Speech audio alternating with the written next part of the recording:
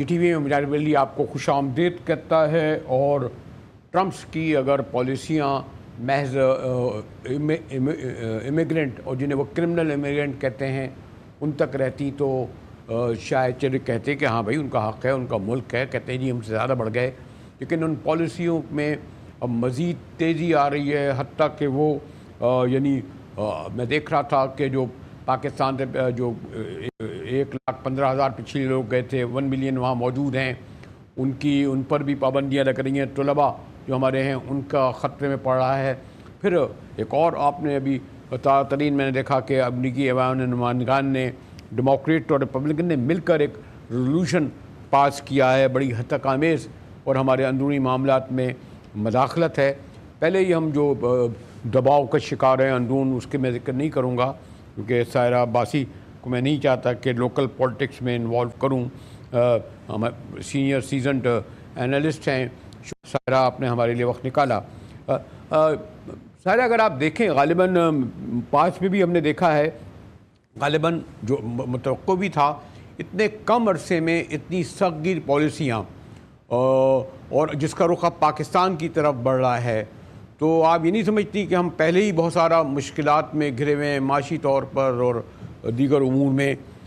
یہ sorry to سے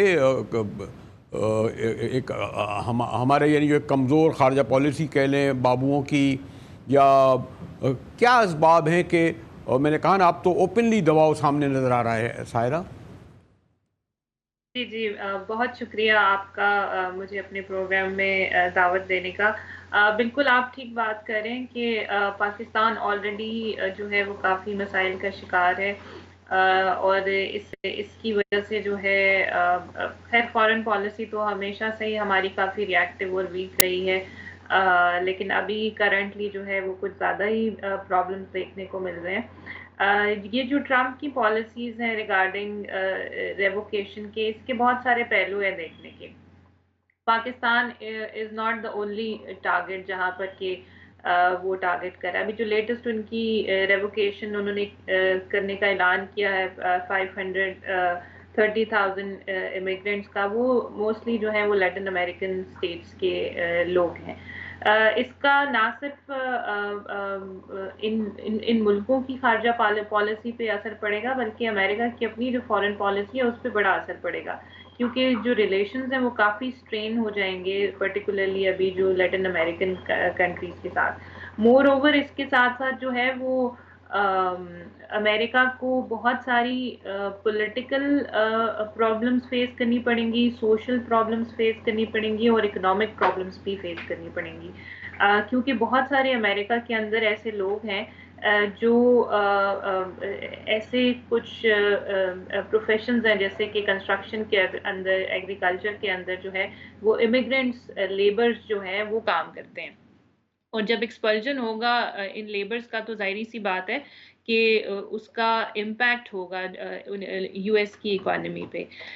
جہاں تک بات ہے پاکستان کی، تو پاکستان میں جو ہمارے جو اسٹوڈنٹس ہیں پرٹیکولرلی جو they want to excel, they want to get higher education, اور یو ایس کی ایجوکیشن آف کورس آپ کو پتہ ہے کہ بہت اچھی ہے، تو پاکستانی اسٹوڈنٹس جو ہیں، جو پراسپیکٹو اسٹوڈنٹ ہیں اور جو ایگزسٹنگ اسٹوڈنٹ ہیں امریکہ کے اندر، ان دونوں کے لیے ہی بڑی ہی مشکلات ہوں گی، اسٹرکٹ ویزا پالیسیز ہوں گی، سائیکولوجیکل امپیکٹس ہوں گے، فیئر آف ایکسپلجن ہوگا۔ ابھی ہم نے کل ایک نیوز دیکھی ہے جہاں پر کہ انہوں نے اریسٹ کیا ہے ایک اسٹوڈنٹ کو، صرف اس لیے کہ وہ غازہ پہ وہ ایڈوکیسی کرتی تھی وہ بچی، and she was going for and she was from مسلم کنٹری، اینڈ اس کی وجہ سے جو ہے وہ کافی لیکن یہ خالی یہی نہیں ہے سائرہ، آپ یہ دیکھ رہے ہیں کہ ایون جن کے پاس گرین کارڈ تھا اور باقاعدہ پاسپورٹ اور ویزا رکھتے تھے، اب ان کی تعداد بڑھتی جا رہی ہے جنہیں ایئرپورٹ سے نہیں جانے دیا جا رہا ہے، یا ایئرپورٹ وہاں سے واپس بھیجا جا رہا ہے، اور اس کو کوئی چیلنج نہیں ہو رہا۔ یعنی یہ جو لاس، اس کے معنی لگتا ہے کہ پورا ایک متعصبانہ رویہ نظر آ رہا ہے، اور یہ ان کی ایک پالیسی کا حصہ لگتا ہے۔ میں نے تو بیشتر لوگوں کو دیکھا ہے کہ انہوں نے کینسل کرنا شروع کر دیا امریکہ جانا، کہ کہیں واپس ہی نہ بھیج دیے جائیں۔ جی بہت سارے پاکستانی اسٹوڈنٹس ہیں. اب they are now looking, I am also a professor and I have seen many Pakistani students who are looking towards other opportunities because of the visa restrictions. اب وہ دیکھ رہے ہیں کہ ہم آسٹریلیا کی طرف جائیں, ہم کینیڈا کی طرف جائیں, ہم باقی اسٹیٹس, یورپین اسٹیٹس کی طرف جائیں, کیونکہ ظاہری بات ہے ایک اسکالرشپ سیکیور کرنا ایک ایزی چیز نہیں ہوتی ہے, اور جب اسکالرشپ لے کر کے آپ کو ویزاز نہیں ملتے ہیں تو وہ اسٹوڈنٹس کے لیے بڑا پرابلم ہوتا ہے. بیسکلی یہ امریکہ فرسٹ پالیسی جو ٹرمپ نے اناؤنس کی ہے, جس میں وہ اپنے ووٹرز کو اپیز کرنا چاہتا ہے, اور جو اس کا ٹارگیٹ ہے وہ یہ ہے کہ میں اپنی امریکن اکانومی کو اسٹرانگ کروں, وہ ہو نہیں پائے گا اس سے, کیونکہ جیسے میں نے ابھی آپ کو بتایا کہ بہت انفلیشن ہونے کا خطرہ ہے. بہت سارے جو انڈاکیومنٹڈ امیگرینٹس ہیں وہ ٹیکسز اور ریونیو جنریٹ کرتے ہیں, کنزیومرز ہیں وہاں کے پیک گڈس کے, تو جب وہ لوگ وہاں پہ کنزیوم نہیں کریں گے اور ٹیکسز پے نہیں ہوں گے تو ظاہری بات ہے کہ اکانومی جو امریکہ کی اپنی اکانومی ہے اس پہ ایک فرق پڑے گا بہت زیادہ, جس کا ابھی تک شاید ٹرمپ ایڈمنسٹریشن کو اس طرح سے لیکن اندازہ اس میں نہیں. سائرہ ایک وجہ یہ بھی ہے نا سائرہ, آپ لوگ سوری تو ایک الگ موضوع ہے, کبھی الگ بیٹھ کر بات کروں گا, کہ جی ہم کہتے ہیں جی چائنا کی جو ہے وہ دوسری بڑی اکانومی بلکہ ایک بڑی اکانومی ہے. ابھی انڈسٹری کے حوالے سے کہہ رہا تھا ان کی اتنی وسیع ہو گئی ہے. یہ کیا سبب ہے ہماری ان کی دوستی ہے کہ ان ملکوں میں ایسی یونیورسٹیاں نہیں بنی کہ ہم اپنے بچوں کو بھیج سکیں, ایسے سوری ٹو سے ایسے جاب کریٹ نہیں ہوتے کہ ہم وہاں جا سکیں. تو سوری ٹو سے امریکہ کا رخ اسی لیے کرتے ہیں نا کہ وہاں کی اکانومی, وہاں کی یونیورسٹیاں, اور وہ وہاں بآسانی ایکوموڈیٹ بھی ہو جاتے ہیں. تو یہ بھی تو ہے نا کہ صرف زبانی کلامی ہم ہمالیہ سے زیادہ ہماری چین سے دوستی ہے وہ, لیکن اس کا ہمیں ثمرات کیا ملنا ہے. سپیک کا ایک الگ موضوع ہے کہ $30 بلین اس کے کہاں گئے, اس کے ثمرات کہاں گئے. تو یہ بھی ایک ہے نا کہ ہمارے پاس کوئی متبادل نہیں ہے امریکہ کے علاوہ. دیکھیے جی, امریکہ کو لینڈ آف اپارچونیٹیز کہا جاتا ہے, and there is no doubt about it کہ American is a land of opportunity, not only for the students but also for other people. وہ وہاں جا کے بہت سارے لوگ بہت اچھی طرح سے وہاں پہ سیٹل ہوئے ہیں اور آپ کو بڑا اسٹرانگ کیا ہے, اور انہی لوگوں نے کنٹریبیوٹ کیا امریکہ کی ڈیولپمنٹ کے اندر. اور بہت ساری لیگل بیٹلز ابھی اس کے اوپر سٹارٹ ہو جائیں گی, بیکاز وہاں پہ جو اپوزیشن ہے اس کا یہ خیال ہے کہ what Trump is doing that is not right in any way. اور ابھی جو پیرول کو کینسل کیا انہوں نے, نہ صرف یہ جو لیٹن امریکن اسٹیٹس کو انہوں نے کہا ہے کہ ہم باہر نکالیں گے, ایکسپیل کریں گے امریکہ سے, بلکہ انہوں نے ایک یہ بھی ہنٹ دیا ہے کہ ہم جو یوکرینینز ہیں ان کو بھی وہاں سے ایکسپیل کریں گے. تو یہ جو امریکہ کی اپنی پالیسی لائن ہے, ڈیموکریٹک لبرلزم, دوسرا ہیومن رائٹس کے اوپر, یہ ساری کو خود جو ہے وہ انڈرمائن ہوتی ہوئی دکھائی دے رہی ہے, جو کہ امریکہ کے اپنے امیج کے لیے بھی کوئی. پروفیسر میں آپ کو اس لیے نہیں کہوں گا کہ ان کی جو مورلٹی تھی یا ان کی جو پالیسیز تھیں ہم نے دیکھا نہیں. وہ تو اگر 40,000 امریکی نہیں مارے جاتے تو یہ ویتنام پہ قابض ہو چکے ہوتے. اگر کوریا میں یہ شاید 52,000 نہیں مارے جاتے تو وہیں بیٹھے رہتے. پورا وہ جو خیر کولڈ وار کا زمانے میں نہیں جاؤں گا. تو اور اس معاملے میں چاہے کانگریس ہو چاہے ڈیموکریٹس ہوں, وہ جو اسٹیٹ پالیسی تھی اس نے تو خیر اب تو تھوڑی ان میں بہتری آئی ہے, لیکن ہم نے 50s 60s کا دور آپ نے دیکھا ہوگا, پڑھا ہوگا. تو ان کو یہاں کوئی مورلٹی تو ایسا نہیں, اور عوام بھی کوئی ان کا ریئیکشن اس طرح نہیں آتا ان ایشوز پر. پروفیسر سائرہ عباسی دیکھیں, پالیسیز دو طرح کی ہوتی ہے نا. ایک ان کی اپنی ڈومیسٹک پالیٹکس کے لیے ان کی پالیسی کے of course that is for them کہ ہمارے ہاں جو ہے وہ فریڈم آف ایکسپریشن ہو. خیر وہ ابھی بھی جو اسرائیل پیلسٹائن ایشو کے بعد وہ ہم نے دیکھا کہ امریکہ میں اس پہ بھی اسٹیٹ نے کافی جو ہے وہ کوارجن کی ہے اگینسٹ اٹس اون سٹیزنز. ابھی جو میں آپ کو ایگزامپل دے رہی تھی کہ ایک اسٹوڈنٹ جس کو انہوں نے اریسٹ کیا ہے لاسٹ ڈے یا لاسٹ نائٹ بفور افطاری, وہ افطاری کرنے جا رہی تھی, دیٹ واز بیسڈ آن کہ وہ کیوں بولی ہے غزہ کے حق میں.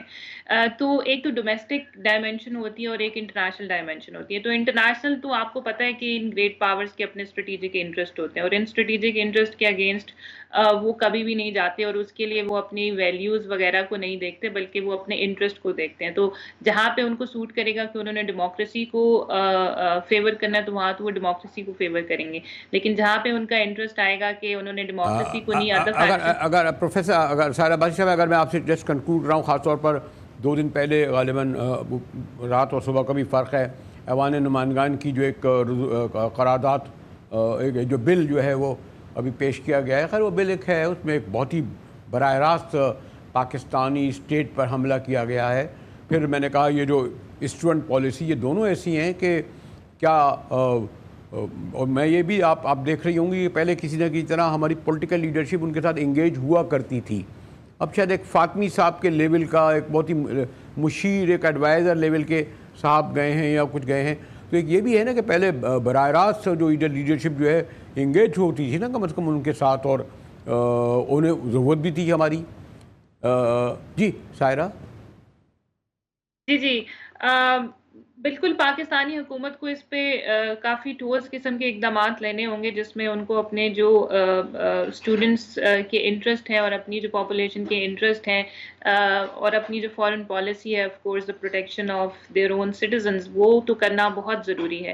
لیکن انفارچونیٹلی اس ٹائم ایک تو ٹرمپ حکومت جو ہے وہ اس موڈ میں نہیں ہے کہ وہ اپنی امیگریشن پالیسیز پہ پرٹیکولرلی، جو میں نے آپ کو کہا کہ ابھی امریکہ فرسٹ پالیسی پہ، میرا نہیں خیال کہ پاکستان جیسے ملک کے وہ جو ہے وہ کسی قسم کا ویلیو کریں گے اس چیز کو، انلیس اور انٹل کہ ہم ان کو کچھ پرووائڈ نہ کریں. آلدو ہماری ابھی ریسنٹلی ہم نے ان کو کافی پروویژن کی ہے، لوگ پکڑ کے دیے ہیں، بٹ مجھے نہیں لگتا کہ ایٹ دا مومنٹ جو ہے امریکہ کی جو پالیسی ہے وہ کسی طرح سے پاکستان اس کو افیکٹ کر سکتا ہے، being a smaller state. However جی sorry just conclude your words. مجھے لگتا ہے کہ پھر بھی پاکستانی حکومت کو، ڈپلومیٹس کو، اور جو وہاں پہ یو این کمیشن کے اندر لوگ بیٹھے ہوئے ہیں، ان کو ضرور پاکستانیوں کے لیے اور پاکستانی اسٹوڈنٹس کے لیے، اور جو H1B ویزا پہ وہاں پہ لوگ جانا چاہتے ہیں، جو آپریشنل ٹریننگ پروگرامس وہاں لوگ جانا چاہتے ہیں، تو وہاں پہ ان کے لیے جو ہے وہ اقدامات کرنے چاہیے، نیگوسیشنز کرنی چاہیے، اور اس پہ جو ہے وہ ڈپلومیٹک انگیجمنٹ کرنی چاہیے یو ایس اے کے ساتھ. شکریہ سائرہ عباسی صاحبہ. میں نے کہا بڑی تشویشناک صورتحال ہے. غالباً کوئی 10 لاکھ سے زیادہ پاکستان موجود ہیں ان کے لیے، اور وہ طلباء جو میں نے کہا بھی لاسٹ ایئر کوئی 11,000 طلباء گئے تھے ان یونیورسٹیوں میں پڑھنے کے لیے، کیونکہ ایک فرینڈلی ماحول ہوتا ہے، داخلہ بھی آسانی سے مل جاتا ہے. لیکن یہ جو دروازے بند ہو رہے ہیں اس پر ضرور دفتر خارجہ نہیں بلکہ ہماری اتحادی حکومت کے بڑوں کو سوچنا چاہیے. ان کا مسئلہ تو نہیں ہے، 10 سال کے ویزے بھی لگے ہوئے ہیں، پروٹوکول بھی ملا ہوا ہے، وہاں نہیں کسی اور پروفیسر مقام پہ چلے جائیں گے. بڑا اہم ایشو ہے. لیکن ہاں اچھا ذرا IMF کو تو میں بھول ہی گیا، جس پر آئندہ میں گفتگو کروں گا، کہ بڑی خوشی سیلیبریشن ہے کہ $2.3 بلین کا نیا معاہدہ ہوا ہے. گفتگو کریں گے بریک کے بعد جب اس ایشو پر.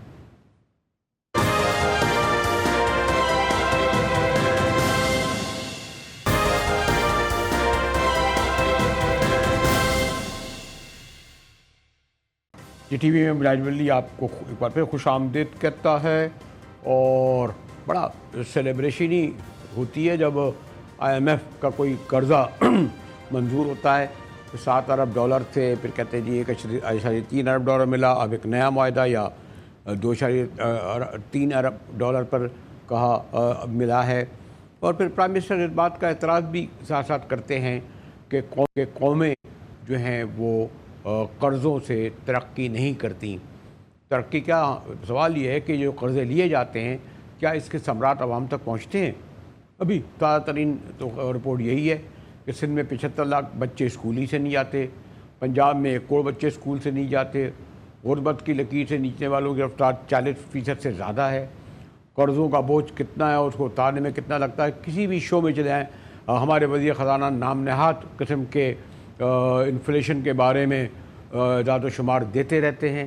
لوگوں کو پتہ ہے کہ پیٹرول کتنا ہے، کیلا، گھی، پانی، عام چیز کتنی، تنخواہیں وہی بلکہ اس سے بھی کم. ایک پورا پینڈورا باکس کھلتا ہے جب معیشت پر گفتگو کرتے ہیں. ہمارے ساتھ ہارون شریف ہیں، لیکن اس سے پہلے دیکھیے آج پرائم منسٹر کیا فرما رہے تھے. پاکستان کے ساتھ سٹاف لیول جو ایگریمنٹ ہو گیا، chief of army staff general Nasir Munir کی بھی اسی طرح کنٹریبیوشن ہے جس طرح آپ کی ہے. تو یہ ایک ٹیم ورک کے ذریعے الحمدللہ مخالفین نے ڈھنڈورے پیٹے کہ اب آیا کہ آیا منی بجٹ، اور منی بجٹ کے بغیر IMF آگے نہیں چلے گا. الحمدللہ منی بجٹ جی چاہتا ہے کہ اپنے محترم وزیر اعظم کا ایک بار پھر وہ تاریخی جملہ بھی ذرا دوں کہ IMF کے سامنے ہمیں اور کتنی ناک رگڑنا پڑے گی. بڑا ناک رگڑ کر بھی اگر کیا حاصل کیا اس پر گفتگو کریں گے محترم ہارون شریف صاحب, چیئرمین بورڈ آف انویسٹمنٹ ہیں. شکریہ ہارون صاحب, آپ نے وقت نکالا. غالباً 25واں پروگرام ہے.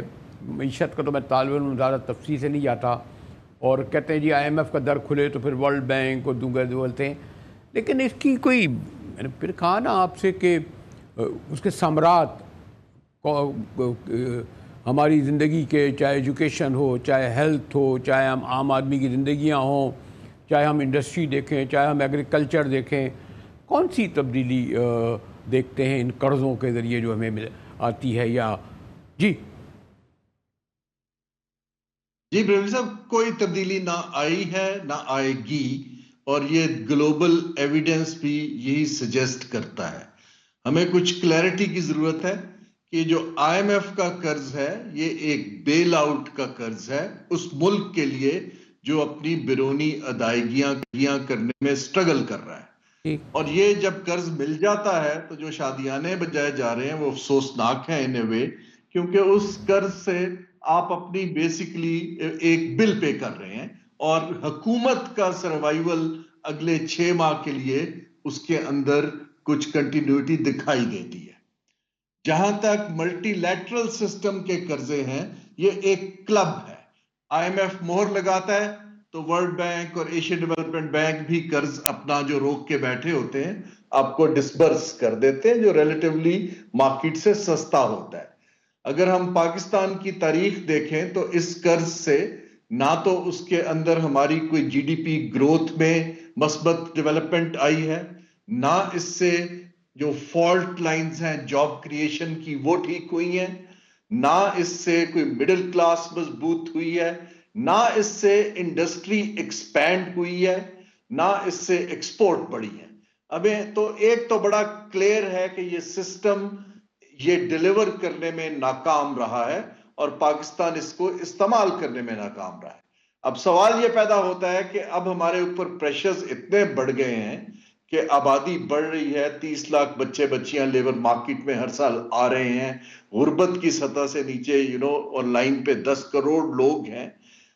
کیا ہم اسی اولڈ سکول ملٹی لیٹرل قرض کے سسٹم کو مزید چلانا چاہتے ہیں اور چلا پائیں گے, یا ہمیں خود سوچ کے پالیسی سازی بدلنی پڑے گی اور ہم جو ہے کوئی اپنی بیلٹ ٹائٹنگ کر کے پیسے کو عوام کی طرف ڈائیورٹ کرنا چاہتے ہیں؟ ابھی تک مجھے اولڈ سکول وہی ماڈل انفارچونیٹلی دکھائی دے رہا ہے. ہارون صاحب, آپ نے ان چیزوں کا تو ذکر کیا جو بہت بیسک GDP, روزگار, درمیان طبقہ, انڈسٹری میں, لیکن دوسری طرف یہ دیکھیے کہ جو سو کالڈ رائٹ سائزنگ تھی اس کا اب تک کیا ہوا؟ PIA تو 10 ارب میں بیچنے سے رک گئی. میرے خیال ہے غالباً پبلک سیکٹر کے ادارے 100 ارب روپے سے زیادہ کھا رہے ہیں. اس پر جو میں دیکھتا ہوں, آپ نے بھی ماشاءاللہ دنیا دیکھی ہوگی, ایسے گورنر ہاؤس, ایسے ایوان صدر, 500 ملازم, 100 کروڑ خرچ, اور تو اور یہ قومی اسمبلی جو ہے 200% اپنے تنخواہوں میں خود ہی اضافہ کر رہی ہے. چیئرمین وغیرہ پتہ نہیں 12 ملازم, گاڑیاں, تاحیات, یعنی یہ ان کو یہ موٹی موٹی باتیں نظر نہیں آتی. پھر میں بار بار یہ کہتا ہوں کہ یہ لوگوں کو میرے خیال ہے احمقوں کی جنت میں رکھتے ہیں, اور وہ احمقوں کی جنت میں رکھنے کا آپ حشر دیکھ رہے ہیں کہ آج بلوچستان میں بے خبر رکھ کر اگر وہ سمجھ رہے ہیں کہ پلوں کے نیچے سے کتنا پانی یا لہو بہہ رہا ہے, انہیں احساس نہیں ہے. جی بریل صاحب, جو گورننس کا یہ سٹرکچر ہے پیٹرنیج بیسڈ کہ جو کچھ ایلیٹ چلاتے ہیں, یہ میں عرض کر رہا تھا اولڈ سکول کا, اس کا عوام کی بھلائی یا سٹیبلٹی یا long term revival of growth سے نیکسس ٹوٹ چکا ہے. یہ جو آپ دیکھ رہے ہیں جو پروگریسو نیشنز ہیں وہ سگنل دیتی ہیں, مشکل وقت ہے وہ اپنے اخراجات کم کرتی ہیں, ہم کیبنٹ کا سائز ڈبل کرتے ہیں. وہ دیکھتے ہیں کہ عوام پہ ہارڈ شپ ہے تو وہ وہاں پر اپنا جو ہے کیا کہتے ہیں اس کو اخراجات میں کمی لاتے ہیں, گورنمنٹ کا سائز گھٹاتے ہیں. میں نے بہت ممالک میں یہ دیکھا ہے, لیکن اس سے سگنل جاتا ہے تو عوام آپ کے ساتھ کھڑے ہوتے ہیں. لیکن یہاں پر سگنل کا کوئی سین نہیں ہے. آپ اپنا جو ہے پرکس اینڈ پریویلیجز بڑھائے جا رہے ہیں اور اس کے اوپر کمپرومائز کرنے پہ بالکل تیار نہیں ہے. اور that's what I am trying to say کہ ایلیٹ کی اور رولنگ پارٹیز کی اکانومی بہتر ہے. جو ہمارا 99% لوگ ہیں ان کی اکانومی اس وقت بہت سخت مشکلات سے دوچار. تو مطلب یہ میں نے کہا نا کہ یہ جو داد لے رہے ہیں، خاص طور میری تو سوری ٹو سے ماشاءاللہ بینک چلانا اور بات ہے. ہارون صاحب شاید ہی کسی ملک میں کوئی فائنانس منسٹر اتنا تواتر سے اسکرینوں پر آ کر اپنی کارنامے بتاتا ہو کہ کیا میجر انہوں نے کارنامہ انجام دیا ہے، کون سی میجر انہوں نے شفٹ کی ہے. بلکہ وہ جو 1 اسٹیپ فارورڈ کیا مجھے 2 اسٹیپ بیک ہی چیزیں لگتی ہیں. اور یہ کیسے یہ دعویٰ کرتے ہیں کہ جو انفلیشن تاریخ کے نیچے ترین، کیا یہ کوئی ان کا گھر والے کوئی کیا مارکیٹوں بازاروں اس طرح کہیں نہیں جاتے کہ لوگ کیا اس وقت رمضان کے زمانے میں جاتے ہیں. یہ جو مجھے بتائیے نا کہ 1.2% پہ کیسے آ گئی جناب. اور ڈالر تو آپ کا 280 روپے پہ کھڑا ہے نا. جب خریدنے جائیں گے تو 280 دیں گے نا. میں دیکھ رہا تھا بیچارے لوگ جو عمرے کے لیے جا رہے تھے یا جو بیچارے اپنے بچوں سے ملنے کوئی باہر جاتے ہیں، اتنی گڈیاں پاکستانی لا رہے تھے اور اتنے سے پیسے لے رہے تھے. یہ کیا سمجھتے ہیں؟ جی دیکھیے، جو ہماری اس وقت مڈل کلاس اور اس کے نیچے کے ہمارے طبقات ہیں، اس کی کنزمپشن بہت بری طرح سے ایروڈ ہو چکی ہے. جب اکانومی ایکسپینڈ نہیں کر رہی تو ان کے لیے اپنی آمدن بڑھانے کے مواقع بھی شرنک ہو چکے ہیں. یہ میں عرض کر رہا ہوں کہ یہ سارا کام نہ آئی ایم ایف نے کرنا ہے، نہ ہماری جو کرنٹ وے آف ڈوئنگ نے کرنا ہے. یہ تو تب ہی ہوگا کہ اگر اس میں آپ کچھ شیک کریں. یہ جو پیسہ ہے اور یہ جو چند لوگ اس سے کھیل رہے ہیں، اس سے ہم ایسے سیکٹرز میں ڈالیں جو جاب کریٹنگ ہو، جو ایکسپورٹ بڑھا سکیں. آپ دیکھیں جو ہماری لارج سکیل، آپ نے سود کی شرح گرا دی، آدھی کر دی. لارج سکیل مینوفیکچرنگ -1.8% ہے. وہ رسپونڈ کیوں نہیں کر رہے؟ یہ سوال ہمیں، یہ جو کرائسس اور دوسری طرف جو لوگ میں دیکھ رہا تھا جو سیونگ بیچارے کرتے تھے عام طور پر ہمارے ریٹائرڈ یا وہ لوگ، ان کی غالباً اگر 12% سے 8% کر دی، غالباً 8-8.5%. یہ بھی ایک عجیب بات ہے اگر میں غلط نہیں ہوں ہارون صاحب. جی اس وقت جو ہے انسینٹیو سیونگز کا ریٹائرڈ کے لیے اور دوسرے کے لیے نہیں ہے، اور دوسرے ایونیوز نہیں. مشکل صورتحال ہے بریلوی صاحب. لیکن میں آپ کو عرض کر رہا ہوں کہ اگر یہی کام چلتا رہا تو میرا نہیں خیال کہ پاکستان 26واں آئی ایم ایف پروگرام نہیں لے گا. کیونکہ آپ کی جب تک ایکسپورٹ نہیں بڑھے گی، یہ جو ریزروز قرض پہ بنتے ہیں یا ریمیٹنس پہ بنتے ہیں وہ سسٹینیبل نہیں ہوتے ہیں. ہمیں تو چاہیے ایک پریڈکٹیبل انفلو آف ڈالرز کہ ہم باہر کی پیمنٹس کر سکیں. ہمیں تو ایک پریڈکٹیبل اپنا پلان چاہیے کہ ہم تیل پہ انحصار کم کر سکیں. ہم اپنی پروڈکشن بنائیں کہ 250 ملین لوگوں کو کھلا سکیں، امپورٹ نہ کریں.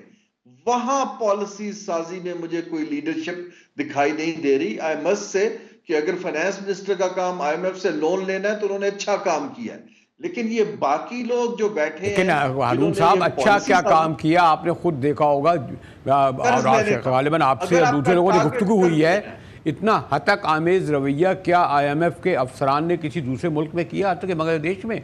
سپریم کورٹ بار انسٹیٹیوشن کے لوگوں سے مل رہے ہیں، تاجروں سے مل رہے ہیں، صنعت کاروں سے مل رہے ہیں، چیف جسٹس سے مل رہے ہیں، پٹواریوں سے ملنا رہ گیا تھا اور ان کا وہاں تک تو پہنچ گئے نا. یہ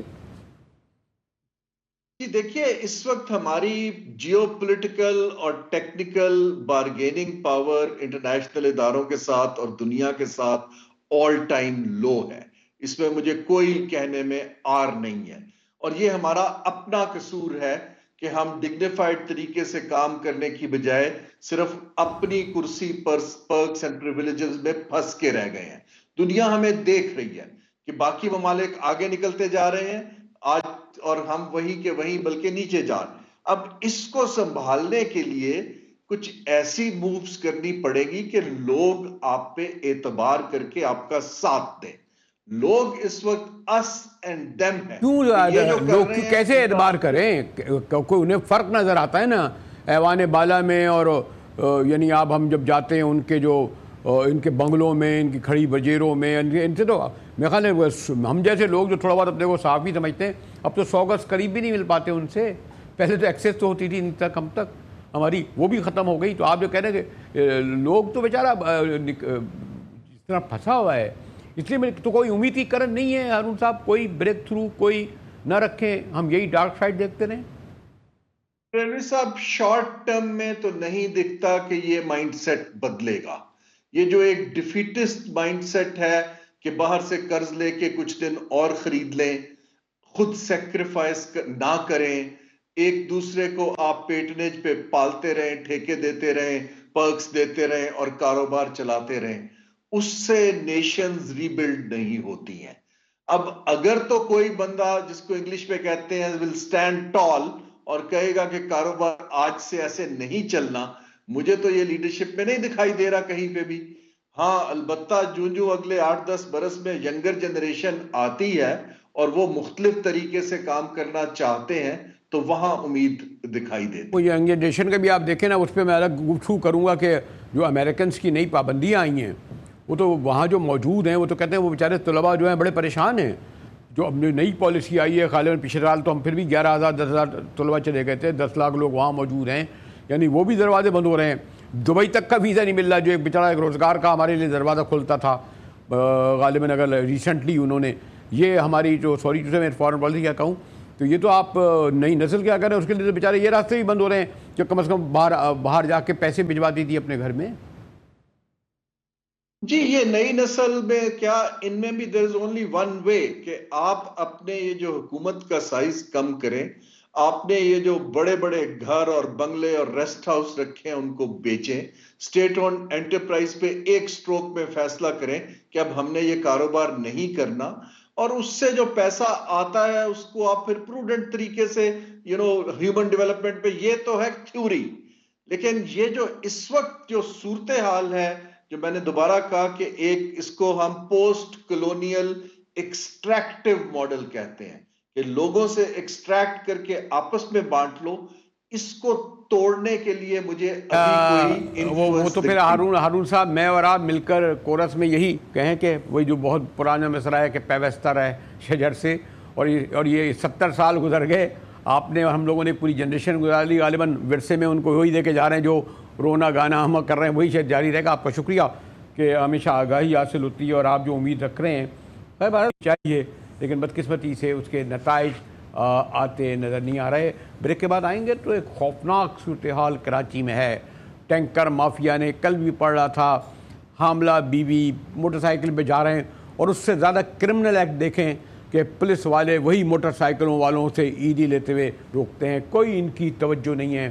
جنگل کا قانون ہے، وہ گورنر کہتا ہے جی میں پولیس کو دیکھ لوں گا. بھائی تم گورنر ہاؤس میں بیٹھے کیا ہو، ہزاروں لوگوں کو افطاری کھلا کے کہتا ہے جی میرے لیے دعا کرو. پورا آبا کا آبا ہی بگڑا ہوا ہے. دیکھیں گے رپورٹ، گفتگو کریں گے اس پر. بریک کے بعد ہمارے ساتھ رہیے گا.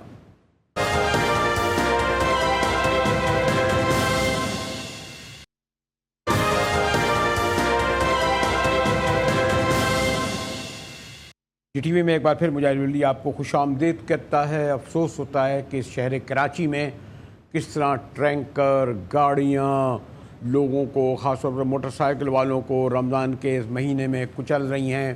پکڑے بھی جاتے ہیں تو چھٹ جاتے ہیں، کوئی سزا نہیں ہوتی. کہتے ہیں کہ غالباً اسی مہینے کوئی 231 افراد ان ٹینکروں کی بھیڑ چڑھ چکے ہیں. عدالتی حکم آ چکا ہے کہ دن کے وقت نہیں چلیں.